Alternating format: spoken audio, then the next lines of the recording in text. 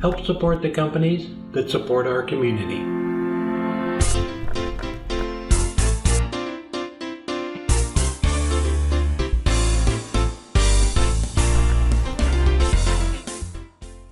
Alright, this maple burl cap is about 12 inches across and about 3 inches thick.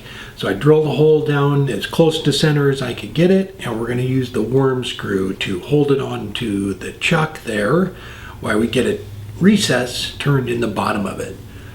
So I went out and this had bark all over it. I cleaned it up with a pressure washer.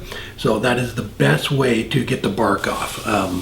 If you try and use like a screwdriver or chisel or something, you're going to damage the little points there. So use a pressure washer, take your time, and it comes right off.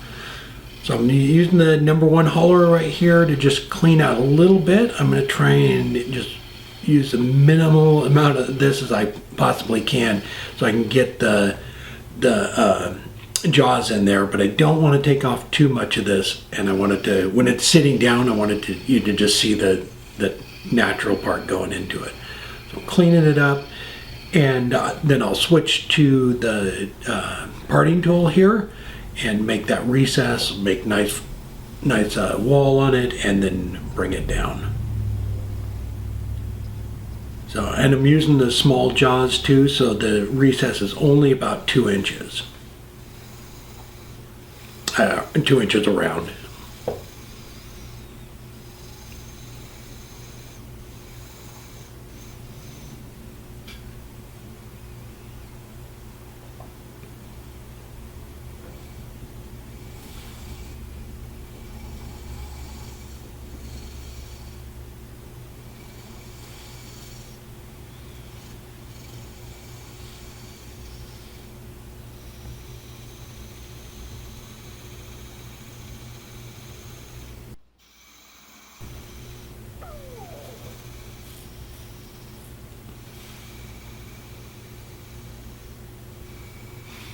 After I got it all done, the right depth, I went ahead and ran through all the grits and sanded it up.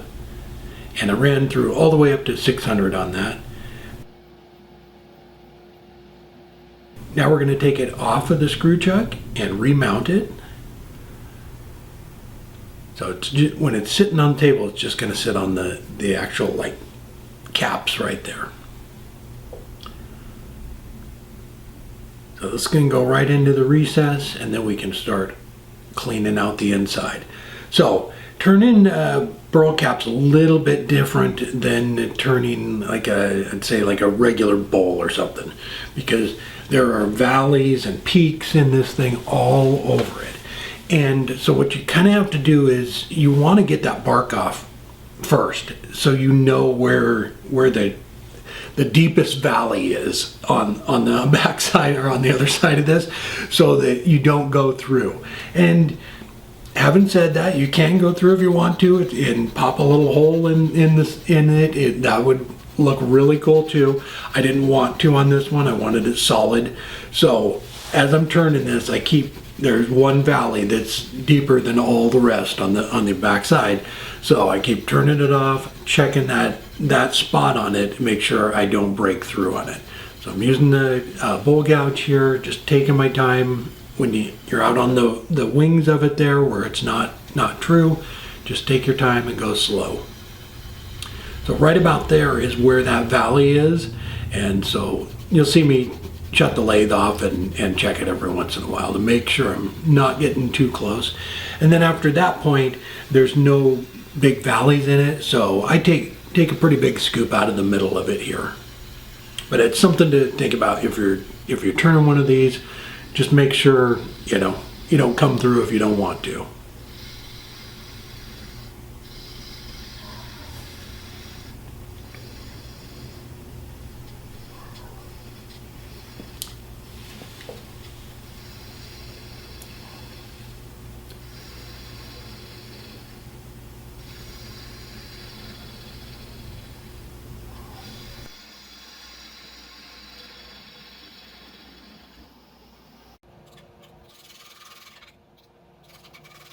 So when I turned it off one time, I noticed there was a little spot on the very tip of the wing that that actually was a saw mark. So I came back through and I'm cleaning that up. And it's that little spot right there. I still have a little ways to go. So I just take a few more passes to get that cleaned up.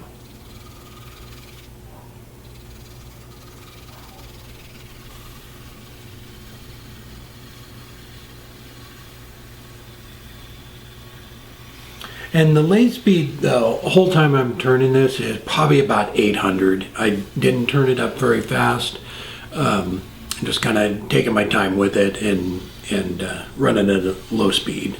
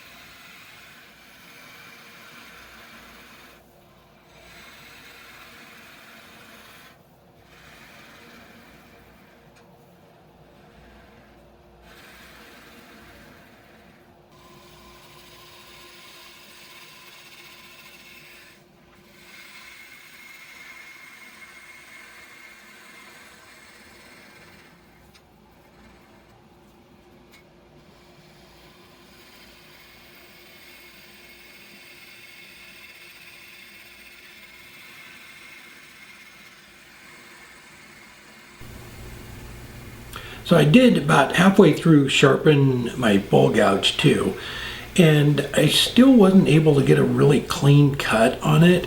Even down here in the center when it's all solid. So I grabbed my box tool and I went ahead and used that. It's a negative rake scraper. It's for making lidded boxes from D-Way. So I went ahead and took a couple passes with that just to kind of clean it up. I'm not really sure why, like I said, I even sharpened the bowl gouge and it just wasn't getting a clean cut on it. And this cleaned it up.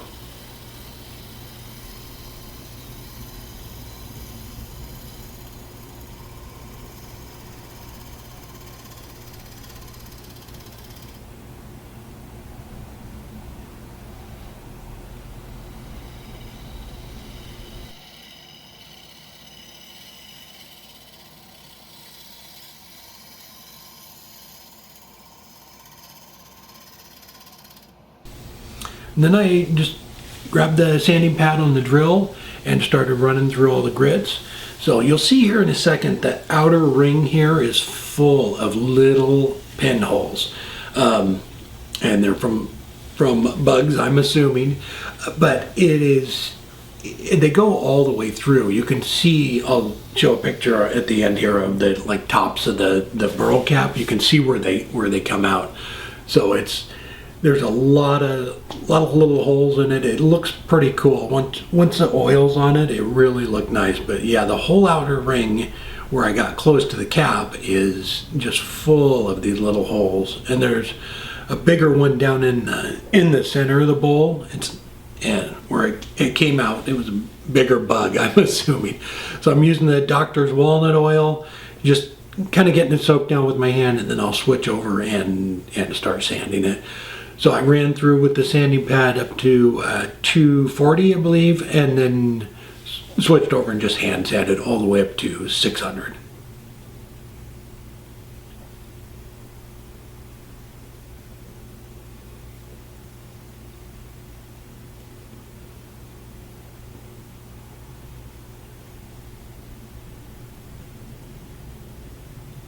And after I got it done, I took it off and I soaked down the bottom of it. So the actual cap isn't going to really soak up the oil, but there are a few spots on it that were dark, so I wanted to put oil on the whole thing.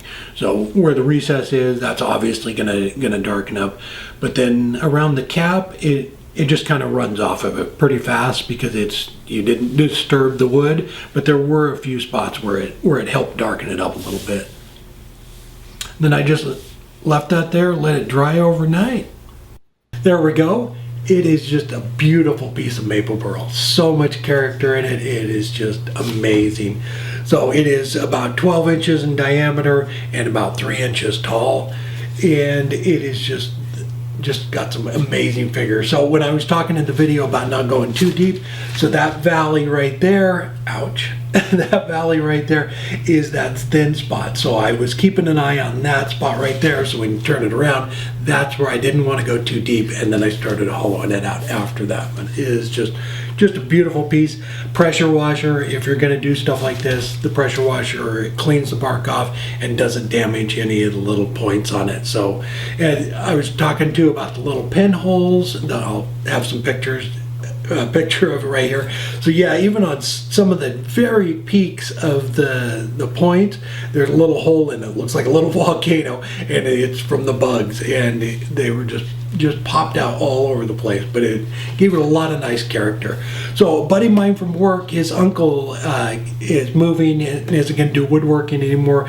He was a logger for 33 years, so he collected any cool piece of wood, figured burl caps when they were up working, and he brought me over a truckload of stuff, and it is amazing stuff like this.